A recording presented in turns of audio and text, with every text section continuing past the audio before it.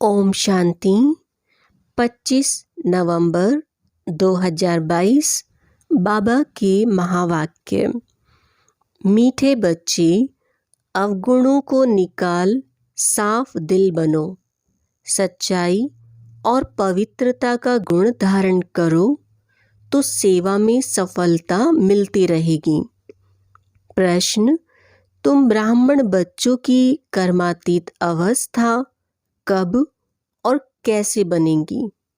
उत्तर: जब लड़ाई का सामान पूरा तैयार हो जाएगा तब तुम सबकी कर्मातीत अवस्था नंबरवार बन जाएगी। अभी रेस चल रही है। कर्मातीत बनने के लिए पुरानी दुनिया से बुद्धि निकल जानी चाहिए। शिव बाबा जिनसे 21 जन्मों का वर्षा मिलता है उनके सिवाय दूसरा कोई याद ना आए। पूरा पवित्र बनो। गीत: मुखड़ा देख ले प्राणी। ओम शांति। जबकि बेहद का बाप बच्चों को मिला है और बच्चों ने पहचाना है, अब हर एक महसूस करते हैं कि हम कितना पाप आत्मा थे और कितना पुण्य आत्मा बन रहे हैं। जितना जितना श्रीमत पर चलेंगे उतना जरूर बाप को फॉलो करेंगे। बच्चों के आगे एक तो यह चित्र है और दिलवाड़ा मंदिर भी पूरा यादगार है। गीत भी गाते हैं दूर देश के, अब पराए देश पतित शरीर में आए हैं। बाप खुद कहते हैं यह पराया देश है। पराया किसका? रावण का। तुम भी पराए देश अथवा रावण राज्य में हो। भारतवासी पहले राम राज्य में थे, इस समय पराए अर्थात रावण राज्य में हैं। शिव बाबा तो विचार सागर मंथन नहीं करते, यह ब्रह्मा विचार सागर मंथन कर समझाते हैं कि यह जो जैनी लोग हैं उनका यह दिलवाड़ा मंदिर है। यह जो चैतन्य होकर गए हैं उनका ही जड़ यादगार है। आदि देव आदि देवी भी बैठे हैं। ऊपर में स्वर्ग है। अब अगर जो उन्हों के भगत हैं उन्हों को ज्ञान मिले तो अच्छी तरह समझ सकते हैं कि बरोबर नीचे राजयोग की शिक्षा ले रहे हैं। ऊपर में भी प्रवृत्ति मार्ग, नीचे भी प्रवृत्ति मार्ग। कुंवारी कन्या अधर कन्या का चित्र भी है। अधर कुमार और कुमार भी हैं। तो मंदिर में आदि देव ब्रह्मा भी बैठा है और बच्चे भी बैठे हैं। अब तुम समझ गए हो कि ब्रह्मा सरस्वती ही राधे कृष्ण बनते हैं। ब्रह्मा की आत्मा का बहुत जन्मों के अंत का जन्म है। यह बाप और बच्चों का यादगार है। ऐसे तो नहीं 1000 लाख चित्र रखेंगे। मॉडल में थोड़े चित्र रखते हैं। यह है जड़ और हमारा है चैतन्य। जिन्होंने कल पहले भारत को स्वर्ग बनाया है उन्हों का यादगार है। जगत अम्बा, जगत पिता और उनके बच्चे हैं। मेजॉरिटी माताओं की होने कारण बी के नाम लिख दिया है। मंदिर में भी कुंवारी कन्या और अधर देवी है। अंदर जाएंगे तो हाथियों पर मेल्स के चित्र हैं। यह सब बातें तुम बच्चे ही समझ सकते हो। तुम अभी साफ दिल बनते हो। आत्मा से अवगुण निकाल रहे हो।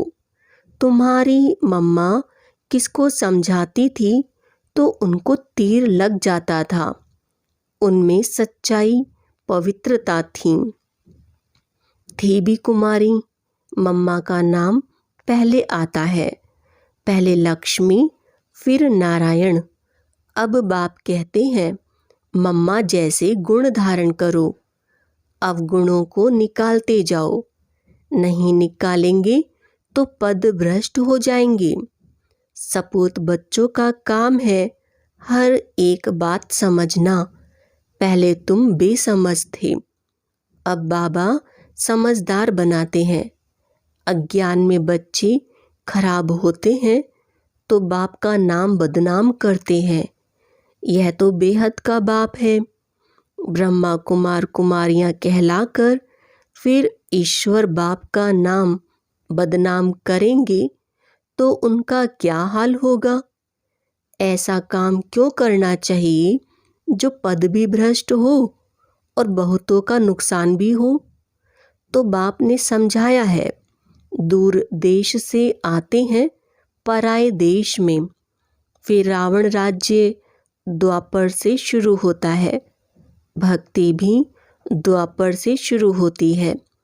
इस समय सबकी तमोप्रधान जड़ जड़ीभूत अवस्था है। यह बेहद का पुराना झाड़ है। बेहद का ज्ञान कोई दे ना सके, बेहद का संन्यास कोई करा ना सके। वह हद का संन्यास कराते हैं। बेहद का बाप बेहद की पुरानी दुनिया का संन्यास कराते हैं।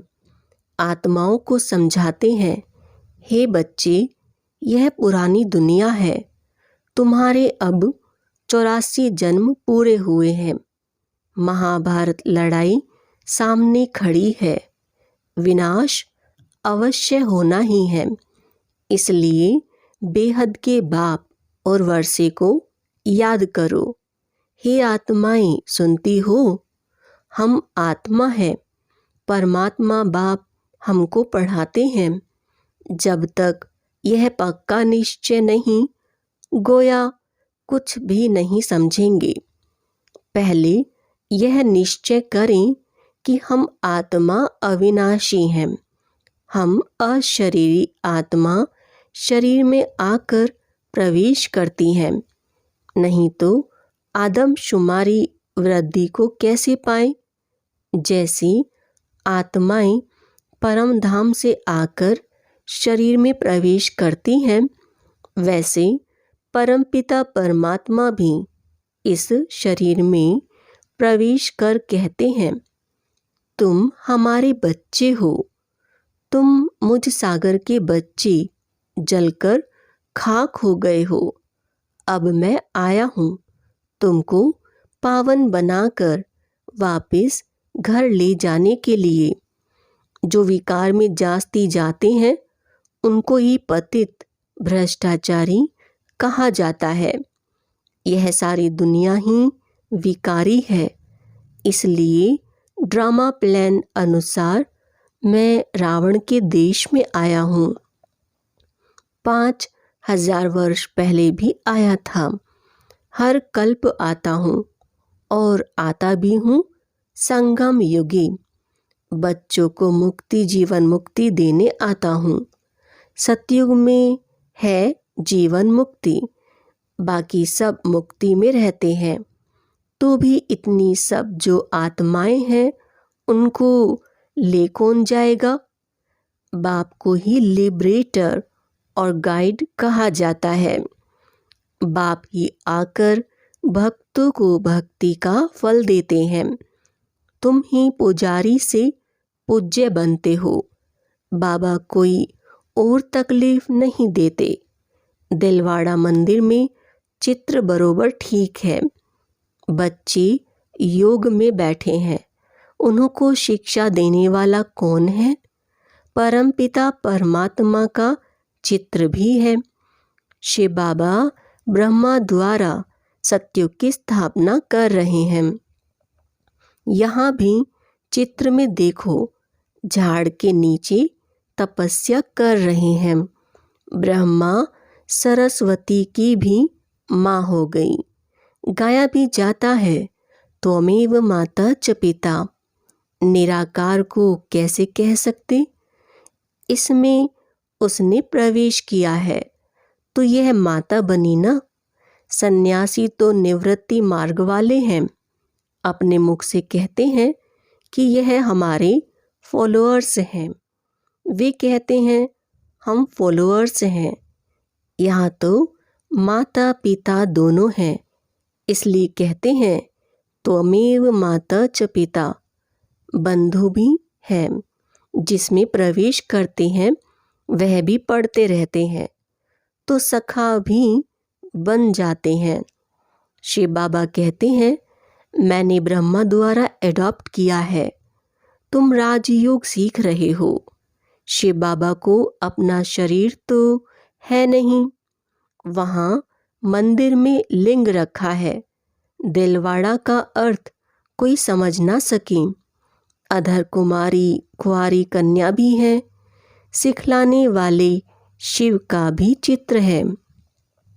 स्वर्ग का मालिक बनाने वाला जरूर उस्ताद चाहिए। वहाँ श्री कृष्ण की बात नहीं। जहाँ ब्रह्मा बैठा है वहाँ श्री कृष्ण कैसे आए? श्री कृष्ण की आत्मा तपस्या कर रही हैं सुंदर बनने के लिए। अभी वह श्याम है। ऊपर में वैकुंठ के सुंदर चित्र खड़े हैं। ब्राह्मण ब्राह्मणियाँ ही फिर देवता बनेंगे। तुम्हें ऐसा बनाने वाला सबसे ऊंचा है, तो यह दिलवाड़ा मंदिर भी सबसे ऊंचा है। तुम बच्चे ज्ञान तो सबको देते हो, लेकिन कई समझते हैं कि ज्ञान में आकर पति पत्नी दोनों साथ रहते पवित्र रहें, यह तो बहुत बड़ी ताकत है। परंतु यह नहीं समझते कि यह सर्वशक्तिमान बाप की ताकत है। बाप देखो स्वर्ग की कितनी भीति देते हैं। बच्चे पवित्र बनो तो स्वर्ग के मालिक बन जाएंगे। माया के तूफान तो बहुत आएंगे।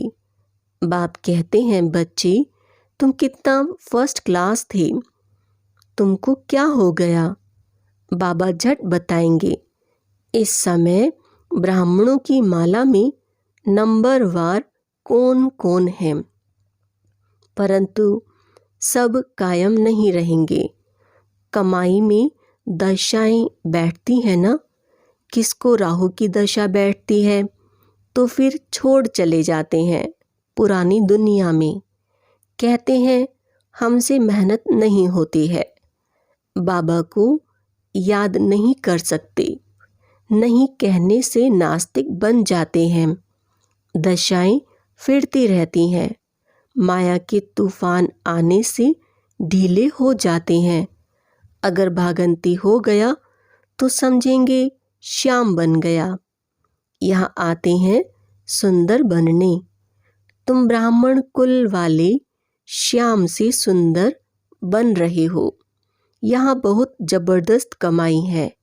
बच्चे जानते हैं मम्मा बाबा लक्ष्मी नारायण बनेंगे। बच्चे कहते हैं बाबा हम भी आप जैसा पुरुषार्थ कर जरूर तख्त नशीन बनेंगे, वारिस बनेंगे। परंतु फिर भी ग्रहचारी बैठ जाती है। चलन भी अच्छी चाहिए। तुम्हारा धंधा है घर घर में संदेश पहुंचाना कि शिव बाबा को याद करो तो विकर्म विनाश होंगे। विनाश सामने खड़ा है, तुम निमंत्रण देते रहो। तुम्हारी दिन प्रतिदिन वृद्धि होती जाएगी। सेंटर्स खुलते जाएंगे। यह इतना बड़ा मकान भी कम पड़ जाएगा। आगे चल कितने मकान चाहिए। ड्रामा में आने वालों के लिए प्रबंध भी जरूर चाहिए। बच्चे अपने लिए सब कुछ कर रहे हैं, तो बच्चों को बेहद की खुशी होनी चाहिए। परंतु माया घड़ी घड़ी बुद्धि योग तोड़ देती है। अभी माला बन नहीं सकती। अंत में रुद्र माला बनेगी, फिर विष्णु की माला बन जाएगी। बाबा कितना अच्छी रीति समझाते हैं। अम्बा के मंदिर के आगे भी अपना सेंटर होना चाहिए जो सबको समझाया जाए। तो अभी यह ज्ञानेश्वरी है, वहाँ भी भीड़ मच जाएगी। तुम सिर्फ काम करो, पैसे छम छम कर आ जाएंगे। ड्रामा में पहले से नोंदा हुआ है। तुम 10 सेंटर खोलो, बाबा ग्राहक दे देंगे, परंतु सेंटर ही नहीं खोल सकते। कलकत्ते जैसे शहर में तो बहुत सेंटर खुलने चाहिए। हिम्मते बच्चे मददे बाप किसको भी टच कर देंगे। काम तुमको करना है। बहुरूपी के बच्चे तुम बहुरूप धारण कर यह सर्विस कर सकते हो। कहाँ भी जाकर बहुतों का कल्याण कर सकते हो। जैनियों की भी सर्विस करनी है। बहुत अच्छे बड़े बड़े जैनी हैं, परंतु बच्चों की इतनी विशाल बुद्धि नहीं है जो सर्विस करें। कुछ देह अभिमान रहता है। अच्छा, मीठे मीठे सिकिला दे बच्चों प्रति माता पिता बाप दादा का याद प्यार और गुड मॉर्निंग। रूहानी बाप की रूहानी बच्चों को नमस्ते। हम रूहानी बच्चों की रूहानी बाप को नमस्ते। धारणा के लिए मुख्य सार। पहला, बाप का बनकर माया के वश नहीं होना है। कर्मातीत बनने का पुरुषार्थ करना है। बाप को भूल नास्तिक नहीं बनना है। दूसरा, बुद्धि से बेहद का संन्यास करना है। बेहद खुशी में रहकर विशाल बुद्धि बन सेवा करनी है। वरदान, दिल की समीपता द्वारा सहयोग का अधिकार प्राप्त कर उमंग उत्साह में उड़ने वाले तीव्र पुरुषार्थी भव। जो बच्चे दूर बैठे भी सदा बाप की दिल के समीप हैं, उन्हें सहयोग का अधिकार प्राप्त है और अंत तक सहयोग मिलता रहेगा। इसलिए इस अधिकार की स्मृति से कभी भी ना तो कमजोर बनना, ना दिल शिकस्त बनना, ना पुरुषार्थ में साधारण पुरुषार्थी बनना। बाप कंबाइंड है, इसलिए सदा उमंग उत्साह से तीव्र पुरुषार्थी बन आगे बढ़ते रहना। कमजोरी व दिल शिकस्तपन बाप के हवाले कर दो। अपने पास सिर्फ उमंग उत्साह रखो। स्लोगन, श्रीमत के कदम पर कदम रखते चलो तो संपूर्णता की मंजिल समीप आ जाएगी। मातेश्वरी जी के अनमोल महावाक्य। पहला, सतोगुणी, रजोगुणी, तमोगुणी, यह 3 शब्द कहते हैं। इसको यथार्थ समझना जरूरी है। मनुष्य समझते हैं यह तीनों गुण इकट्ठे चलते रहते हैं, परंतु विवेक क्या कहता है? क्या यह तीनों गुण इकट्ठे चले आते हैं व तीनों गुणों का पाठ अलग अलग युग में होता है? विवेक तो ऐसे ही कहता है कि यह तीनों गुण इकट्ठे नहीं चलते। जब सतयुग है तो सतोगुण है, द्वापर है तो रजोगुण है और कलयुग है तो तमोगुण है। जब सतो है तो तमो रजो नहीं, जब रजो है तो फिर सतोगुण नहीं। यह मनुष्य तो ऐसे ही समझकर बैठे हैं कि यह तीनों गुण इकट्ठे चलते आते हैं। यह बात कहना सरासर भूल है। वो समझते हैं जब मनुष्य सच बोलते हैं, पाप कर्म नहीं करते हैं, तो वो सतोगुणी होते हैं। परंतु विवेक कहता है जब हम कहते हैं सतोगुण, तो इस सतोगुण का मतलब है संपूर्ण सुख। गोया सारी सृष्टि सतोगुणी है। बाकी ऐसे नहीं कहेंगे कि जो सच बोलता है वो सतोगुणी है और जो झूठ बोलता है वो कलयुगी तमोगुणी है। ऐसे ही दुनिया चलती आती है। अब जब हम सतयुग कहते हैं तो इसका मतलब है सारी सृष्टि पर सतोगुण, सतो प्रधान चाहिए। हाँ, कोई समय ऐसा सतयुग था जहाँ सारा संसार सतोगुणी था। अब वो सतयुग नहीं है। अभी तो है कलयुगी दुनिया। गोया सारी सृष्टि पर तमो प्रधानता का राज्य है। इस तमोगुणी समय पर फिर सतोगुण कहाँ से आया? अब है घोर अंधियारा, जिसको ब्रह्मा की रात कहते हैं। ब्रह्मा का दिन है सतयुग और ब्रह्मा की रात है कलयुग, तो हम दोनों को मिला नहीं सकते। दूसरा, इस कलयुगी संसार को असार संसार क्यों कहते हैं? क्योंकि इस दुनिया में कोई सार नहीं है। माना कोई भी वस्तु में वो ताकत नहीं रही, अर्थात सुख, शांति, पवित्रता नहीं है। जो इस सृष्टि पर कोई समय सुख, शांति, पवित्रता थी, अब वो ताकत नहीं है, क्योंकि इस सृष्टि में 5 भूतों की प्रवेशता है। इसलिए ही इस सृष्टि को भय का सागर अथवा कर्म बंधन का सागर कहते हैं।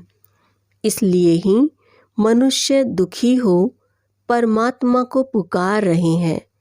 परमात्मा हमको भव सागर से पार करो। इससे सिद्ध है कि जरूर कोई अभय अर्थात निर्भयता का भी संसार है जिसमें चलना चाहते हैं। इसलिए इस संसार को पाप का सागर कहते हैं, जिससे पार कर पुण्य आत्मा वाली दुनिया में चलना चाहते हैं। तो दुनियाएं 2 हैं, एक सतयुगी सार वाली दुनिया, दूसरी है कलयुगी असार की दुनिया। दोनों दुनियाएं इस सृष्टि पर होती हैं। अच्छा, ओम शांति।